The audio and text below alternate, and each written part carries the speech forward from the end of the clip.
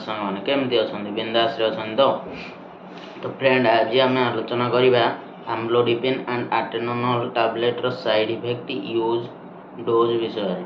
तो friend video start करने पूर्व आपन जदि आम चैनल रे नुआ अछंती ताले आम चैनल को सब्सक्राइब करी पाखर थिया बेल आइकन को प्रेस कर दियंतु जो द्वारा आम मेडिसिन ऊपर जेतेबेले वीडियो पोस्ट करू सर्वप्रथम आपन पाखरे नोटिफिकेशन पहुंच जिवो। तो फ्रेंड चलतु वीडियो स्टार्ट करिया। फ्रेंड एथिरे जो आम्लोडिपिन अछि ताहा एक कैल्शियम चैनल ब्लॉकर जहाँकि आमर ब्लड वेसल को रिलैक्स करिकी ब्लड रो फ्लो को इजी करि थाए। और फ्रेंड एथिरे जो आटेनोनोल अछि ताहा एक बीटा ब्लॉकर जहाँकि आमर ऑक्सीजन लेवल को ठीक करबा सहित हार्ट रेट को ठीक करि थाए। आउ एई दुईटी टैबलेट मिसिकी ब्लड प्रेशर आउ हार्ट रिलेटेड रोग को ठीक करि थांती। आउ एई टैबलेट रो स्ट्रेंथ विषय कहे तो एई टैबलेट रो दुईटी अलग अलग स्ट्रेंथ रही थाए। प्रथमटी होची आम्लोडिपिन 5 मिलीग्राम आउ आटेनोनोल 25 मिलीग्राम आउ सेकेंड स्ट्रेंथ टी होची आम्लोडिपिन 5 मिलीग्राम आटेनोनोल 50 मिलीग्राम।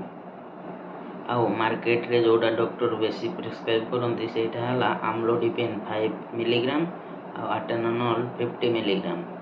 आउ एई टैबलेट टी मेडिसिन स्टोर रे को ना रे मिले। एई टैबलेट टी मेडिसिन स्टोर रे पर्टिकुलर ब्रांड ना रे मिले जोटा की होची Amlokind 80 tablet, Amlovas 80 tablet, Amlopres 80 tablet, Amlosafe 80 tablet. चलंतु एहार यूज विषय रे जानिबा को रोग पई डॉक्टर याको प्रेस्क्राइब करंती। जेमिति कि ये एक एंटी हाइपोटेंशन तो एहार मुख्य काम होची हाई ब्लड प्रेशर को नॉर्मल करबा। जदि को लुकर ब्लड प्रेशर 120 रहबा कथा 180 हो जाइछि तो सेही टाइम रे एही टैबलेट हाई ब्लड प्रेशर को नॉर्मल कर थाए। आउ जदि को लुकर हार्ट रिलेटेड कोन प्रॉब्लम अछि से तार क्योर पई एही टैबलेट यूज करितांती। आउ एंजाइना पैक्टोराइज पेशेंट को भी एही टैबलेट दिया जाय थाए। तो चलंतु यार साइड इफेक्ट विषय रे जानिबा। Vomiting, headache, sleepiness, dizziness, fall in BP, decrease in your heart rate, hot flashing, cold hand legs, tiredness। चलंतु एथरो यूज विषय रे जानिबा। सामान्यतः आम्लोडिपिन 5 और आटेनोनोल 50 मिलीग्राम डॉक्टर पेशेंट को प्रेस्क्राइब करंती। एही टैबलेट टी गुटिए लेखा खाइबा पई उपदेश दिया जाय थाए। एही टैबलेट टी ब्रेकफास्ट करिवा पूर्वरु नहले ब्रेकफास्ट करिवा परे खाइ परिबे।